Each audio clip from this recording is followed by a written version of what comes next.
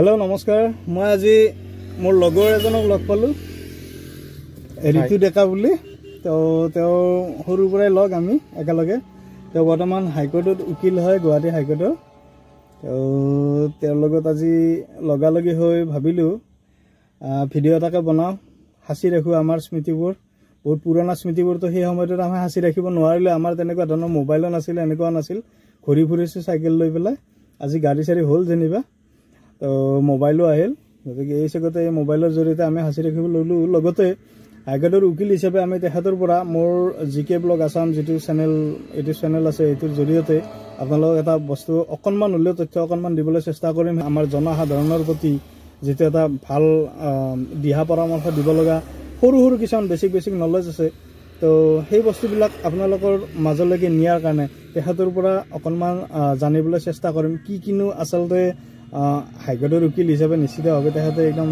জানিব আৰু কথাখিনি তো আমি জেনেৰেল মানুহবিলাকে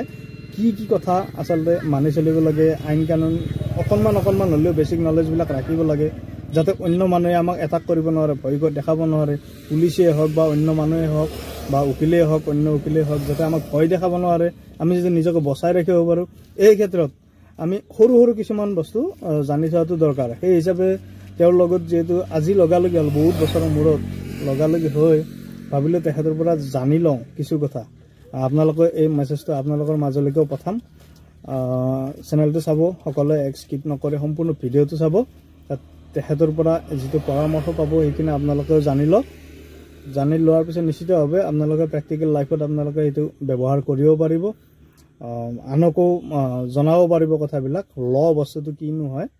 তো আহকচোন আমি তেখেতৰ মুখৰে শুনি লওঁ নমস্কাৰ বহুদিনৰ মূৰত মোৰ স্কুলীয়া জীৱনৰ বন্ধু গোপাল কলিতাক লগ পালো আসলতে মই আগতে কোনো ভিডিঅ' তেনেকে বনোৱা নাই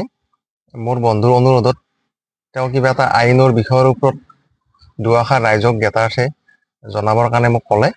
আসলে আড্ডা মাৰি বহি আহিছিল ন লগালগে আমি আজি বিহু উপলক্ষে অকমান লগালগি হলো যা নহওক আজি মই এজাহাৰৰ বিষয়ে কম মানে এজাহাৰ হল যেতিয়া আমাৰ বিৰুদ্ধে বা কোনো সমাজত এটা অপৰাধ সংঘটিত হয় তেতিয়া আমি এই ঘটনাটোৰ বিষয়ে থানাত জনাব পুলিচ থানাত জনাব লাগে যে আমি যিয়ে অপৰাধ সংঘটিত কৰিছে তেওঁক আমি চিনি পাবও পাৰো নাপাবও পাৰো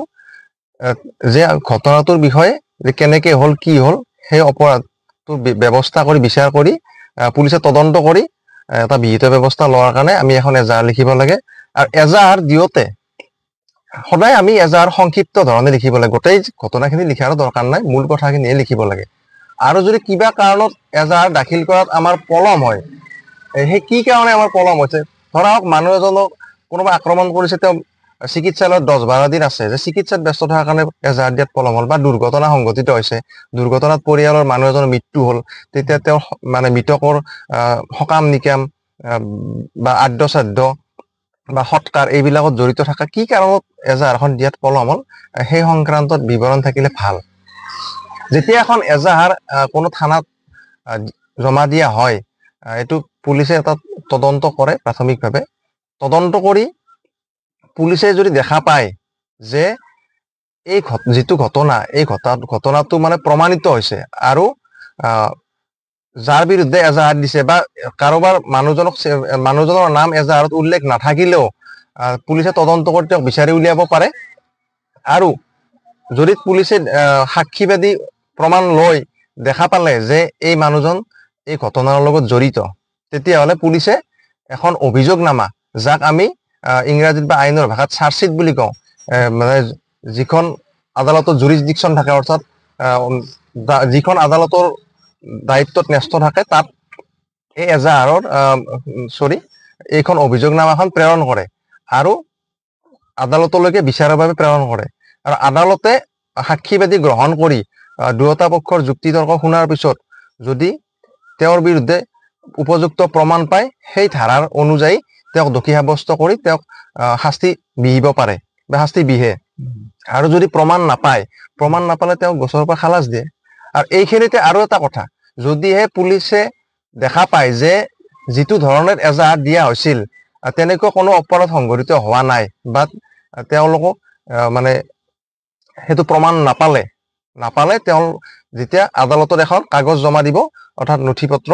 তাক কয় ফাইনেল ৰিপৰ্ট অসমীয়াত কৰে চূড়ান্ত প্ৰতিবেদন আৰু ফাইনেল ৰিপৰ্ট বিভিন্ন কাৰণত হ'ব পাৰে যদি যাৰ বিৰুদ্ধে এজাহাত দিছে বা যিয়ে দোষী বা অপৰাধী তেওঁক যদি বিচাৰি উলিয়াব পৰা নাই তেতিয়া ফাইনেল ৰিপৰ্ট হ'ব পাৰে তেতিয়া পুলিচে লিখিব যে ঘটনাটো সঁচা অপৰাধটো সংঘটিত হোৱাটো সঁচা কিন্তু যি অপৰাধী সেই অপৰাধী মানে তেওঁলোকে বিচাৰি উলিয়াব পৰা নাই বা যি অপৰাধীৰ মৃত্যু হৈছে ধৰা হ'ল গাড়ীৰ দুৰ্ঘটনা সংক্ৰান্তত কোনো গাড়ী চালকে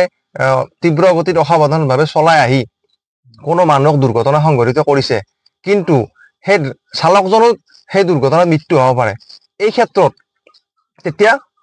পুলিচে চূড়ান্ত প্ৰতিবেদন দিব কিন্তু এইটো চূড়ান্ত প্ৰতিবেদনে বা ফাইনেল ৰিপৰ্টে এইটো নুবুজায় যে ঘটনাটো মিছা বা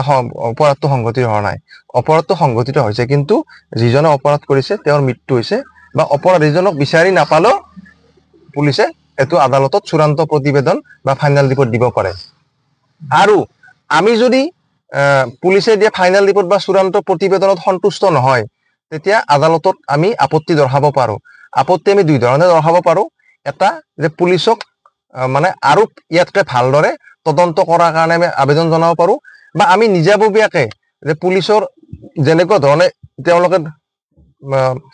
ফাইনেল ৰিপৰ্ট দিছে আমি সন্তুষ্ট নহয় আমাৰ ফালৰ পৰা সাক্ষী প্ৰমাণ আছে আমি কোৰ্টত আবেদন জনাব পাৰো যে আমি নিজাববীয়াকে এই কেছ চলাম পুলিচে যি তদন্ত কৰিছে তাত আমি বিশ্বাস পোৱা নাই বা তাত আমি মনোভূত নহয় আৰু তেতিয়া আদালতে যদি দেখা পায় যে তেওঁৰ কথাখিনিৰ যুক্তি আছে তেতিয়া আদালতে আমাক এইটো প্ৰাইভেট গোচৰ অৰ্থাৎ কমপ্লেইন কেছ হিচাপে পৰিৱৰ্তন কৰি চৰকাৰী গোচৰ বা থানাৰ জৰিয়তে অহা গোচৰটো চৰকাৰী গোচৰ এই চৰকাৰী গোচৰৰ পৰিৱৰ্তে এইটো ব্যক্তিগত গোচৰলৈকে এইটো পৰিৱৰ্তন কৰি মানে এই গোচৰ চলাই নিয়াৰ অনুমতি দিব পাৰে এইখিনিয়ে কথা সুন্দৰ ধন্যবাদ তো আমি আপোনালোকক জনাবলৈ পাৰিছো এজাহাৰ সংক্ৰান্তীয় বিভিন্ন কথা তেখেতে ক'লেই অলৰেডি তো এই কথাখিনিৰ পৰা আপোনালোকে কিমানখিনি উপকৃত হ'ল আপোনালোকে মেছেজ কৰি জনাব আৰু ভিডিঅ'টো চাব সম্পূৰ্ণকে ভিডিঅ'টো কেতিয়াও স্কিপ নকৰিব ভালকে যদি চাই গোটেইখিনি কথা বুজি পাব মই দৰ্শকসকলক এটা কথা কওঁ মই আজি সম্পূৰ্ণ অপ্ৰস্তুত হঠাৎ দুই বন্ধু ফুৰিব আহি তেওঁ সোধাৰ কাৰণে মই অলপ হেৰি কৰিলো অলপ যদি প্ৰস্তুতি হ'ল হয় নিশ্চয় আৰু ইয়াতকৈ ভালদৰে ক'ব পাৰিলো হয় ভৱিষ্যতে আশা ৰাখিলে আমাৰ বন্ধুৰ লগত দুই এনেকুৱা আৰু ভিডিঅ' বনাবলৈ চেষ্টা